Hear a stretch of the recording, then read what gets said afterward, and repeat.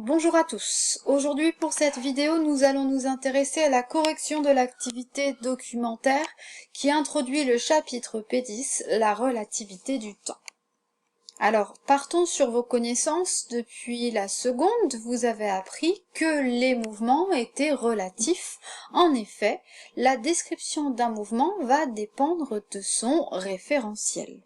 Et du coup, ici, Einstein s'est posé la question et s'est dit, si un objet pouvait aller à la même vitesse que la lumière, eh bien la conséquence serait que la lumière, par rapport aux références de cet objet, serait immobile, ce qui est inconcevable pour Einstein, ce qui lui permet d'élaborer le principe d'invariation de la vitesse de la lumière qui dit que la vitesse de la lumière dans le vide est la même dans tous les référentiels galiléens. Elle sera toujours égale à la valeur que vous connaissez par cœur, c qui est égale à 3,0010 exposant 8 mètres par seconde.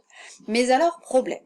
Si la valeur de la vitesse de la lumière est toujours égale à une constante.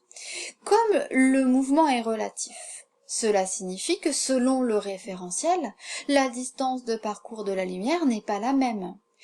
Pour un V constant, si D varie, eh bien T va varier aussi selon le référentiel, ce qui lui permet d'introduire le postulat de la relativité du temps.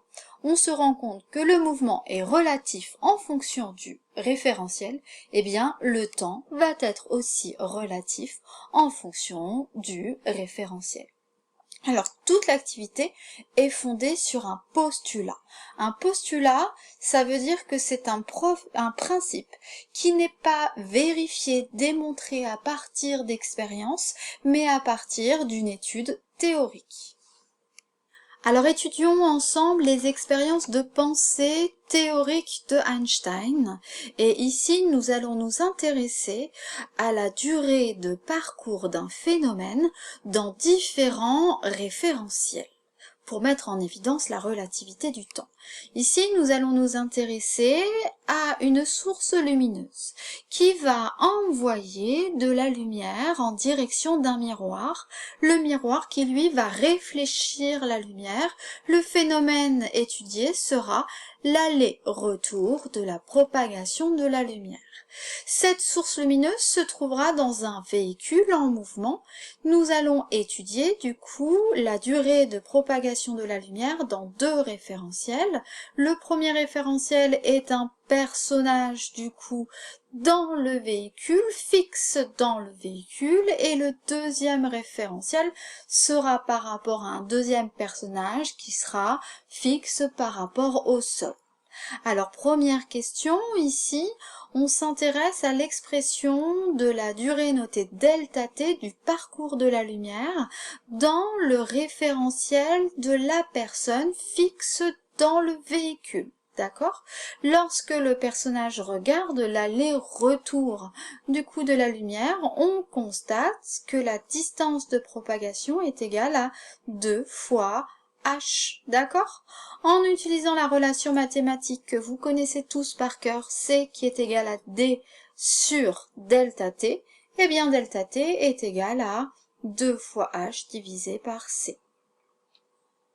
Alors intéressons-nous maintenant à la durée de parcours de la lumière dans le deuxième référentiel, c'est-à-dire ici le personnage fixe par rapport au sol, et lorsqu'il voit le véhicule se déplacer et qu'il voit la lumière à travers le véhicule, eh bien on a l'impression théoriquement que la lumière parcourt cette distance. Cela fait un effet d'optique. Conséquence de ça, question 2, ici, pourquoi ce postulat implique que la durée de parcours mesurée par ce référentiel fixe est supérieure à celle du référentiel mesuré par le personnage qui était mobile, c'est-à-dire dans le véhicule qui avance?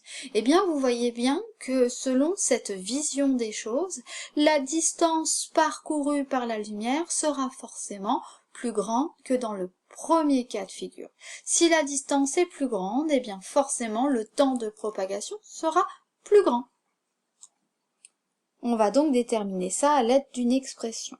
Alors ici, ce n'est plus de la physique, mais des maths. Vous avez ici représenté le trajet de la lumière avec les données caractéristiques.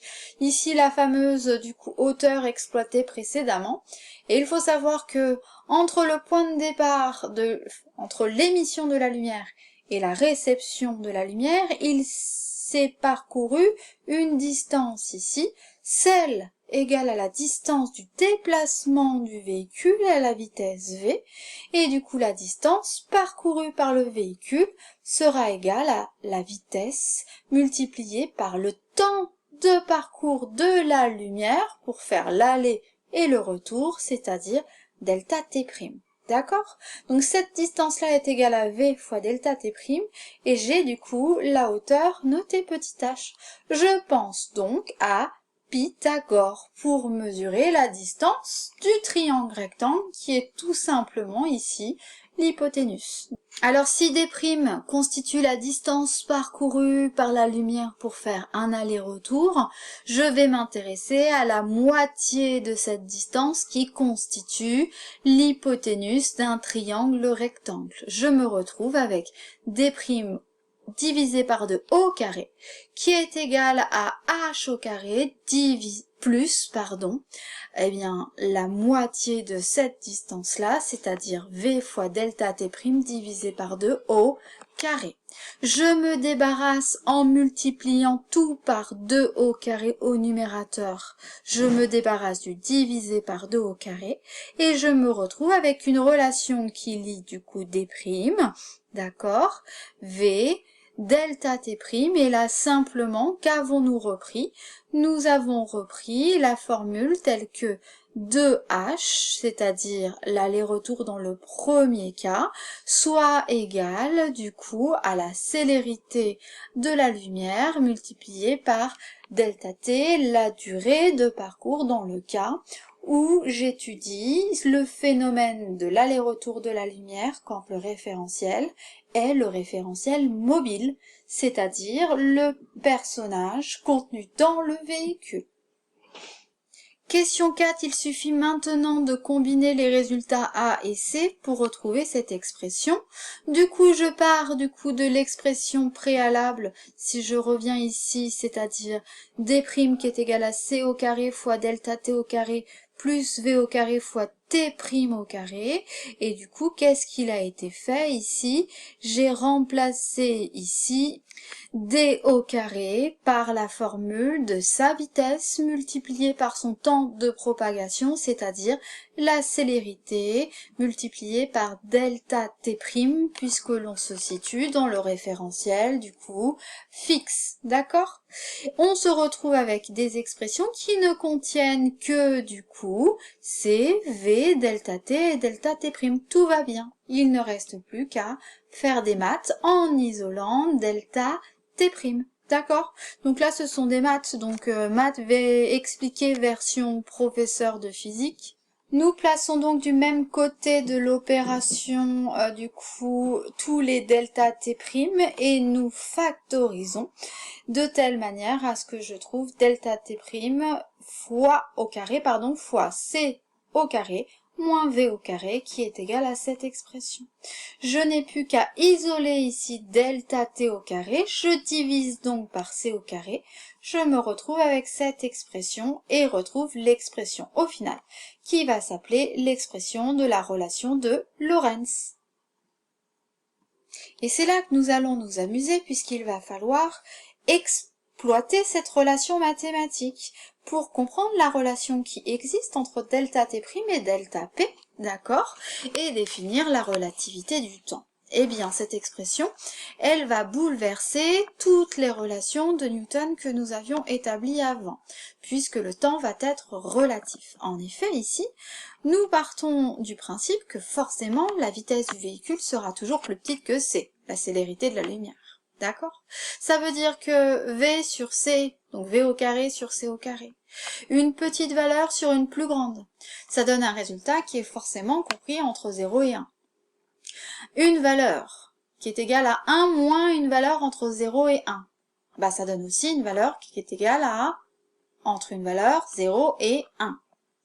Si je m'intéresse à l'inverse de cette valeur, 1 sur une valeur qui est comprise entre 0 et 1, 1 divisé par 0, quelque chose, eh bien ça donne un facteur qui va être supérieur à 1.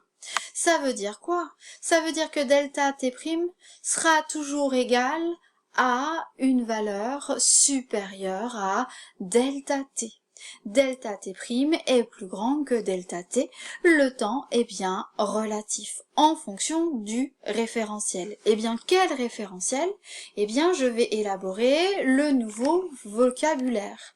Delta t, ça sera la durée mesurée à l'aide d'une horloge qui sera du coup fixe par rapport au phénomène étudié.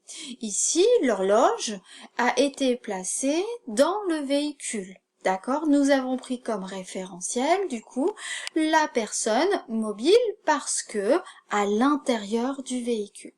Eh bien, cette durée delta t va être appelée la durée propre du phénomène. Le référentiel sera appelé le référentiel propre. D'accord?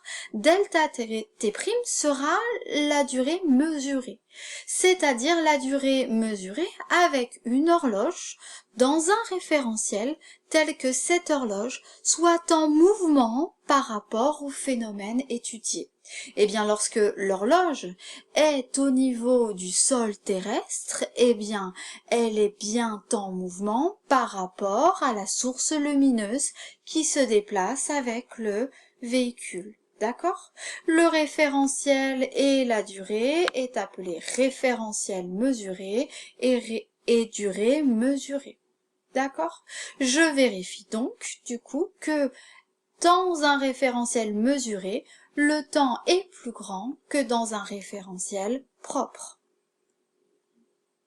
Alors si je prends l'exemple du film que vous avez sûrement vu, Interstellar, où un jumeau reste sur Terre alors que l'autre jumeau voyage et du coup quitte la Terre pendant un moment, eh bien si je m'intéresse au phénomène du coup du jumeau qui voyage, je m'intéresse à la durée du voyage de ce jumeau, je vais m'intéresser à sa durée dans deux référentiels.